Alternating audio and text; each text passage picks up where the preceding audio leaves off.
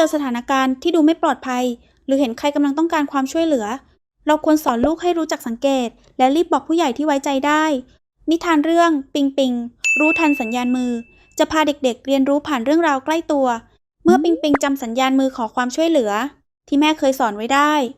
วันหนึ่งปิงปิงเห็นพี่ผู้หญิงคนหนึ่งทำสัญญาณมือขอความช่วยเหลือปิงปิงเลยรีบบอกพ่อกับแม่ทันทีเพื่อให้ผู้ใหญ่เข้ามาช่วยอย่างถูกวิธีเรื่องนี้จะช่วยให้เด็กๆรู้จักขอความช่วยเหลือและเรียนรู้การช่วยเหลือผู้อื่นอย่างปลอดภัยเป็นความรู้ใกล้ตัวที่พ่อแม่ยุคนี้ไม่ควรมองข้ามเลยค่ะ